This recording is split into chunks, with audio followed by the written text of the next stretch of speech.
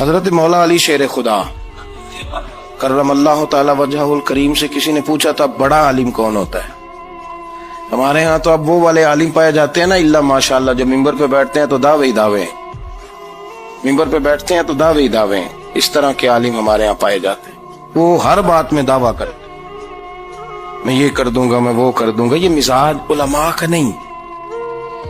حضرت علی المرتضیٰ سے کسی نے پوچھا بڑا عالم کون ہوتا ہے؟ فرمایا بڑا عالم وہ ہوتا ہے کہ جسے مسئلے کا پتہ نہ ہو تو وہ کہہ دے مجھے نہیں پتا، میں پتہ کر کے بتاؤں گا، غلط بات بیان نہ کرے۔ امام مالک سے کسی نے کوئی مسئلہ پوچھا تو آپ فرمانے لگے مجھے اس سوال کا جواب نہیں آتا، ہمارے بزرگ سمجھاتے کیا ہے؟ وہ کہنے لگا آپ اتنے بڑے امام ہیں تو اس سوال کا جواب نہیں آتا۔ آپ فرمانے لگے اگر مجھے ہر سوال کا جواب آتا پھر تو میں خدا ہوتا، مجھے ہر سوال کا جواب نہیں آتا، مجھے تو اتنا آتا ہے جتنا میرے رب نے مجھے عطا کر دیا ہے۔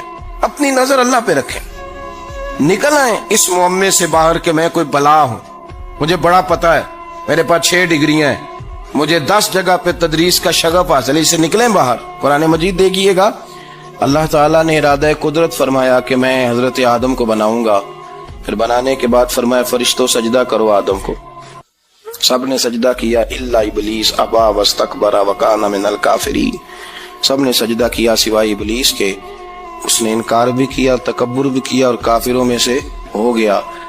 تو یہ جب اللہ تعالیٰ نے سجدہ کرایا تو کیسے کرایا؟ اللہ تبارک و تعالیٰ نے نا حضرت آدم کو علم سکھایا خود، وعلم آدم الاسماء کلہا، خود اللہ فرماتے ہیں کہ میں نے جناب آدم علیہ السلام کو تمام اشیاء کے نام سکھائے، سب اشیاء کے نام سکھائے۔ تو وہ چیزیں پھر میں نے نا، اللہ فرماتے ہیں میں نے فرشتوں پہ پیش کی، میں نے کہا کہ بتاؤ ان کے نام کیا ہے، تو فرشتوں نے جو جواب دیا وہ سمجھنے والا ہے۔ اللہ نے چونکہ خود علم سکھایا تھا حضرت آدم کو، جناب آدم سکھایا تھا لیکن فرشتوں کو نہیں سکھایا تھا، تو اللہ کریم نے فرمایا فرشتوں اب یہ بتاؤ ان چیزوں کے نام کیا ہیں؟ تو فرشتے کیا کہتے ہیں؟ فرشتے عرض کرتے ہیں قالوا سبحانک لا علم لنا۔ آپ کبھی یقین کریں اس چیز کی لذت لیں تو مزہ آ جائے۔ کہا قالوا سبحانک، کہنے لگے تو پاک ہے، قالوا سبحانک، کہنے لگے تو بھائی آدم علیہ السلام کو نام سکھا لیے، پھر فرشتوں کے سامنے وہ چیزیں پیش کر کے کہا ان چیزوں کے نام بتاؤ، تو فرشتے کیا کہتے ہیں؟ کہتے ہیں قالوا سبحانک، تو پاک ہے، لا علم لنا، ہمارے پاس کوئی علم نہیں، الا ما علمتنا، ہمیں تو اتنا پتہ ہے جتنا تو نے ہمیں سکھا دیا، ہمیں تو اتنا پتہ ہے جتنا تو نے ہمیں، لا علم لنا، ہمارے پاس کوئی علم نہیں ہے، اتنا ہی پتہ ہے جتنا تو نے ہمیں سکھا دیا ہے، اس سے زیادہ ہمارے پاس علم۔ اور یہ کیوں تو نے ہمیں جتنا سکھایا اتنا پتہ ہے؟ فرشتے یہ نہیں کہتے یا اللہ تو زیادہ سکھا، آدم کو دیا تو ہمیں بھی دے، یہ نہیں فرمایا، فرمایا انک انت العلیم الحکیم، اے اللہ تو علم والا بھی ہے اور حکمت والا بھی ہے، تجھے پتہ ہے کس کو کتنا دینا ہے، جتنا تو نے مناسب سمجھا جناب آدم کو دیا، اور جتنا تو نے بہتر سمجھا وہ تو نے ہمیں عطا فرمایا۔ تو اگر آپ کے پاس علم ہے، کہیں نالج ہے، اس کو اللہ کی عطا سمجھیں۔ ہمارے ہاں بہت سارے لوگ بن کے بیٹھ جاتے ہیں، میں اکثر کہتا ہوں کہ پھر وہ دعوے کرتے ہیں میرے علاقے والے جاہل ہیں، میرے شہر والے جاہل ہیں، میرے خاندان والے پڑھے نہیں۔ یہ آپ کا دعویٰ ہے، یہ آپ کو خراب کر دے گا۔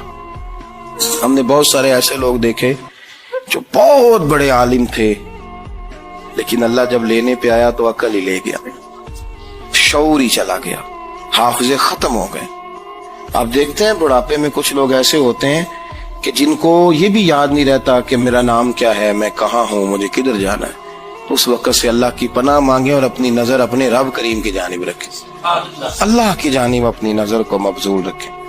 دوسری بات، علم کے بعد ایک چیز آتی ہے جس کا نام ہے ہدایت، جس کا نام ہے تقوی، جس کا نام ہے پرہیزگاری، جس کا نام ہے عمل، عبادت، ریاضت۔ یہ بھی اسی وقت ہی نصیب ہوتی ہے جب میرا رب کریم نصیب فرما دیتا ہے۔ ہم نے نا نیکی کا اپنا اپنا سٹیٹس بنا لیا ہے، اپنا اپنا معیار بنا لیا ہے۔ کچھ لوگ کہتے ہیں کہ جناب مسجد میں سیمٹ کا توڑا دینے سے بہتر ہے کسی غریب کو آٹے کا تھیلا دے دو۔ अब उसने अपना मिजाज बना लिया ना नेकी का, उसने अपना स्टेटस बना लिया। मेरा ये सवाल है कि नबी पाक सल्लल्लाहु तआला अलैहि वसल्लम जब मदीना शरीफ आए थे तो हुजूर ने सबसे पहले गरीबों में आटा तकसीम किया था कि सबसे पहले मस्जिद बनाई थी? क्या अजीब लोगों का रंग है, अपनी मर्जी की हिदायत, अपनी मर्जी का तकवा, अपनी मर्जी का मेयार। मस्जिद कोई बड़ा छोटा खतीब भी मेरी तरह का हो ना, तो वो मस्जिद में बैठ के जब नबी पाक की बात करता है तो कहता है मेरे रसूल पाक गरीबों का सहारा बन के आए। वो गरीबों की बात करता है, मिस्कीनों की, लाचारों की, कमजोरों की बात। तो मस्जिद ही तो वो इदारा है जहां से गरीबों की बात हो रही। तो अब लोगों ने गरीब को और मस्जिद को लड़ाना शुरू कर दिया। इसको लड़ाओ कि मस्जिद में पैसे देने से बेहतर है आप गरीब को आटे का थैला दे दें। आप ये क्यों नहीं कहते कि मस्जिद में भी आप थोड़ा दें एक सीमट का और साथ गरीब को भी खिदमत करें? ये क्यों नहीं तकवा? अपनी अपनी मर्जी का मिजाज, अपनी अपनी। कुछ लोग कहते हैं छोड़ो जी, सारी जिंदगी इंसान नमाज पढ़ता रहे और फिर गालियां भी देता रहे, बंदा दाढ़ी भी रख ले और झूठ बोलना भी ना छोड़े। तो ये आपने अपने पास से तकवे का मेयार बनाया। गाली देने का गुनाह है और दाढ़ी रखने का सवाब है। तो अगर आप दाढ़ी रखे हुए हैं और आप कोई गलती कर रहे हैं तो उससे आपकी दाढ़ी का सवाब खत्म, अल्लाह करे आपको समझ आए मेरी बात। आप कोई गलती कर रहे हैं, दाढ़ी का सवाब उससे खत्म, वो अपनी जगह पे कायम है चीज। अपनी मर्जी का क्यों तकवे का मेयार बनाते हैं? तकवे का मिजाज अपनी मर्जी का ना बनाओ।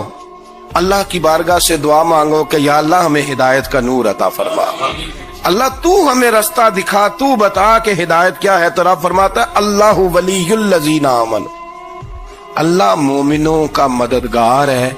युखरिजुहुम मिनज़ ज़ुलुमाति इलन नूर, वो इन्हें अंधेरों से निकालता है और नूर की तरफ रोशनी आता फरमाता है।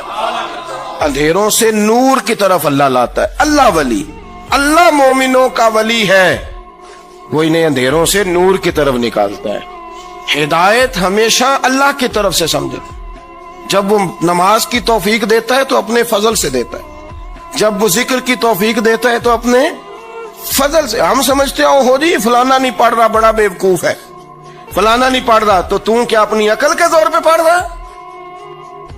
मैं जी अल्लाह के फजल से 2 पारे पढ़ता हूं, तो किस पे एहसान करते तू 2 पारे पढ़ के रोया कर। अगर मालिक तू बड़ा करीब नहीं, बड़े लोग हैं जिनको पूरा कुरान हिफ्ज़ है पर उन्हें पढ़ने की तौफीक नहीं, तूने फजल किया और मुझे तौफीक दे दी है पढ़ने। रोया कर, पढ़ के रोया कर। राती सारी कर कर जारी, वो नींद अखा थी धोंदे ते फजरे ओही गुनाहगार कहावन सब तो नीवे होंदे। मेहरबानी करें, डरें, नेकी करें तो फिर डरें, फिर एहसास पैदा करें, फिर अपने अंदर वो कमजोरी लाएं। कह तौबा तौबा, मुझे तो पता ही नहीं, तो जानता ही नहीं। हजरत सैयदना इमाम आजम अबू हनीफा रहमतुल्लाह ताला अलैह के साथ एक शख्स कहता मैंने नमाज पढ़ी, तो इशा की नमाज थी। ये जो लोग बड़े होते हैं ना, इनके प्यार करने वाले बड़े होते हैं, उनके गिर्द खौफ भी बड़ा ही होता है, उन्हें बड़ा डर लगता है, बड़ी बाज़ुकात आजमाइश होती है उनकी। इशा की नमाज कहते पढ़ी तो इमाम साहब ने ना इशा की नमाज में तिलावत की आयतें फमन यअमल मिस्काल ज़र्रतिन खैरन यरा वमन यअमल मिस्काल ज़र्रतिन शर्रन यरा।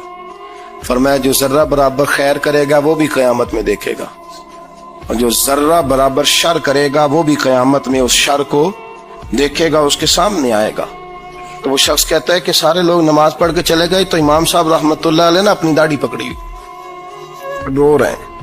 कहते हैं वो जर्रा बराबर नेकी का बदला देने वाले, वो जर्रा बराबर शर पे सजा देने वाले मेरी सफेद दाढ़ी को देख। मालिक मेरे जर्रे जर्रे सामने न लाना, लोग तो मेरी बड़ी कदर करते हैं दुनिया, मैं तो बड़ा पहचाना जाता हूँ, लोग तो मेरी राहों में फूल लिए खड़े होते हैं, मुझे बड़ा नवाजते हैं।